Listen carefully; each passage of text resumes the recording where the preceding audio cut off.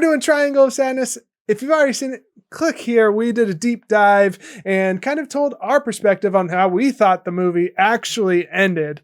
If you haven't seen it yet, stay tuned. And we want to know, after you've watched it, is it worthy of the Oscar nominations it's received? Comment below and tell us what you think.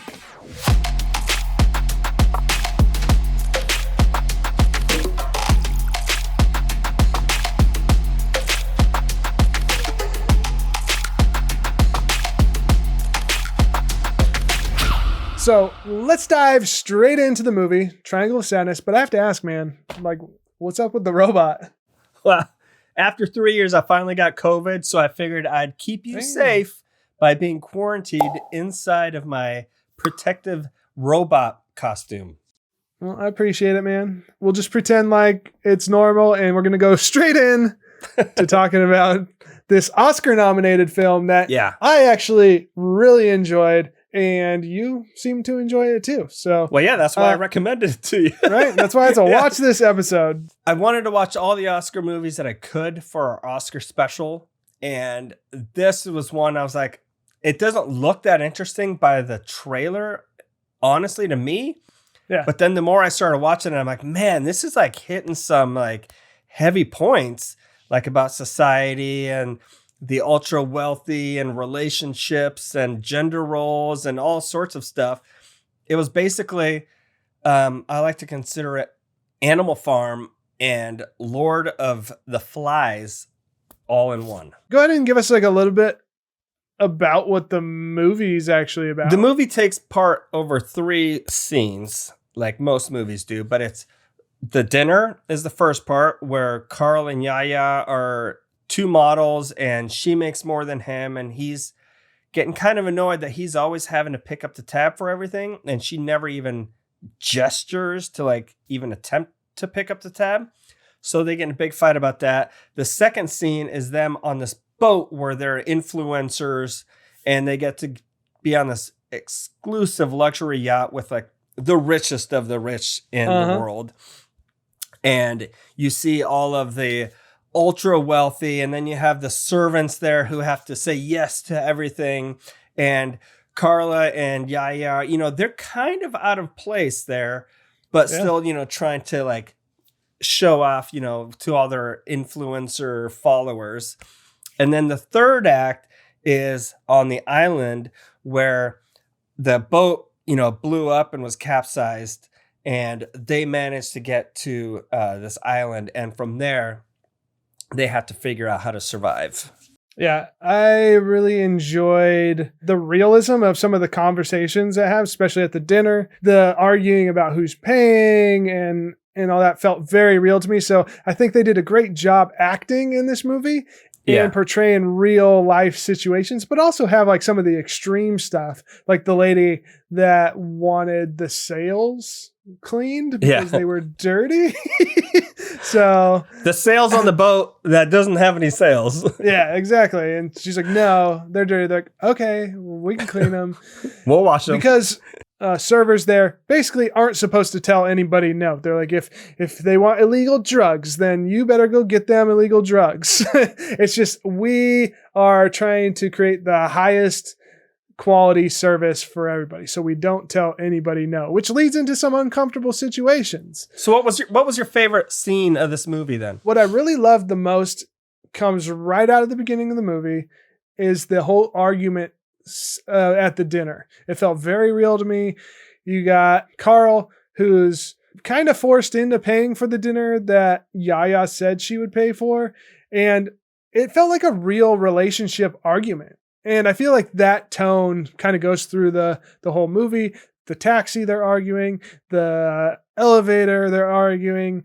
And I've just experienced that type of argument before, and it really just kind of hit home to me. And so I think that was my favorite. Yeah, the acting was really good, I thought. My favorite scene was actually on the boat, the C6 scene where they're at the dinner with the captain and he finally sobered up. You know, everyone is puking because the food had slightly gone bad and there's this big storm, so everyone's seasick. And they're trying to maintain this air of high society Yeah. while just spewing everywhere, and just kind of makes the point of how ridiculous society is. Yeah, you get to see these like really rich people in their most vulnerable positions and on the toilet. On the toilet, ship rocking, sliding across the floor in your own puke and poop.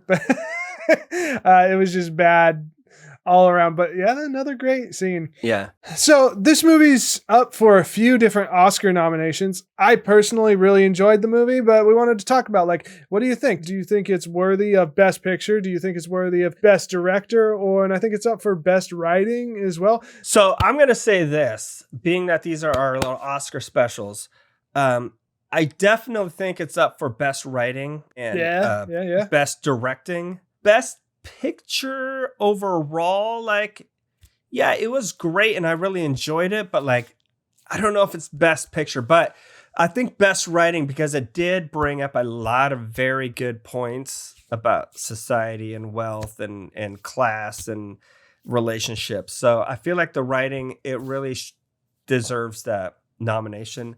Will it win? I don't know, because I think it's up against some other ones too. So some other really good ones. Yeah, I didn't really think about the writing aspect too much, but I think I can agree with that as it being nominated for it, because like I said, my favorite part was the realism of the conversations alone. And that takes some, not only skill for the actors to pull off and make that believable, but they obviously had to have had awesome writing in order to sell that as well, because those conversations, those arguments, and the emotion behind them, all very real to me. So I think nominated for writing, totally worthy of that. But is it going to win? I don't think so. I think there's a few others that could probably take it over that. Not that this is bad by any means, but the nominations fit it. I don't think it's going to take it. Best Director, I think there's a couple other options there that might be, maybe Best New Director to me would be like a cool thing if that was a category. But I think this guy, Östlund, that's how you say his name in Sweden, I think he will really start to dominate here in the movie industry pretty soon, because with like intellectual movies and stuff. It'd be interesting to see if he branches off into something else. I haven't seen any of his other things. I'm gonna go watch The Square probably sometime this week. Looked like it was pretty interesting about what makes art in a museum. You know, it brings up some interesting questions. So I'm gonna have to watch that one. You have to let me know how that one is, because you've been giving me some solid suggestions and we keep doing episodes on it. So I'm going to go back to really quick to like talking, or you were already talking about the director, but I want to talk about this movie with the director. We all know my attention span for long movies. 2.5 hours is a long movie for me. And I just watched All Quiet on the Western Front yesterday. It took me 6 hours to watch it because having a baby, I started at noon, ended at 6:30, which is also a really good movie. But the director, in order to make, along with the editing and stuff, to make me want to watch this movie, he had to have done a good job, because he kept me entertained the entire 2.5 hours just through dialogue and little goofiness that's happened. So it's got this dark drama thing going on. There's little bits of comedy going on. So a director that knows how to edit things down even to 2.5 hours and still make it entertaining, for me, is definitely at least worthy for a nomination. I feel like they could have cut down the island scene and maybe the boat scene a little bit more, and they could have summed it up just a little bit tighter. I felt like the island scene could have been a little bit longer. They could have cut down the boat scene maybe a little bit. But so you still wanted it 2.5 hours, okay? All right. I know. Look at you growing. Look, I didn't even try to cut it down. I was like, no, what if we just made this longer and shorten this part? Definitely an excellent movie. Kept me entertained the entire time. Is there any movies that this compares to? That, like, if people like X, Y, and Z, are they going to like all 3 points of this triangle? Lord of the Flies.